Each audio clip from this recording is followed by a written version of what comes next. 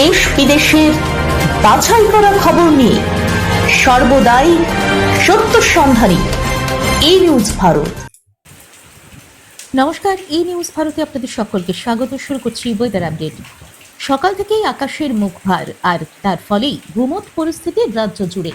বৃহস্পতিবার দক্ষিণবঙ্গে কয়েক পশলা বৃষ্টির সম্ভাবনা রয়েছে, সেই সঙ্গে উত্তরবঙ্গেও বজ্রপাত সহ বৃষ্টিপাতের সম্ভাবনা রয়েছে। সাথে 40 থেকে 50 কিলোমিটার বেগে বইতে পারে দমকা ঝোড়ো হাওয়া। আজ বৃহস্পতিবার বৃষ্টির সম্ভাবনা বেশি রয়েছে দক্ষিণবঙ্গের নদিয়া, মুর্শিদাবাদ, পূর্ব ও পশ্চিম বর্ধমান সহ একাধিক জেলাতে। মৌসুম ভবন সূত্রে খবর, ওড়িশা, ছত্তিশগড়, মধ্যপ্রদেশ হয়ে উত্তর পশ্চিম থেকে উত্তরপ্রদেশ পর্যন্ত একটি অক্ষরেখা তৈরি হয়েছে। এই সময় উত্তর পশ্চিম প্রান্তে একটি দুর্বল পশ্চিমী ঝঞ্ঝার দেশে প্রবেশ করছে। এই জোড়া সিস্টেমের কারণেই বঙ্গে বৃষ্টিপাতের সম্ভাবনা। তবে বৃষ্টির পূর্বাভাস থাকলেও তাপমাত্রার কোনো হেরফের হবে না। আগামী মঙ্গলবার পর্যন্ত কলকাতায় বিক্ষিপ্তভাবে বৃষ্টি চলতে পারে।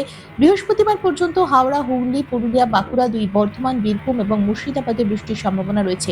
দক্ষিণবঙ্গের 12টি জেলায় সতর্কতা জারি করা হয়েছে। আগামী 7 দিন তাপমাত্রার খুব একটা পরিবর্তন হবে না।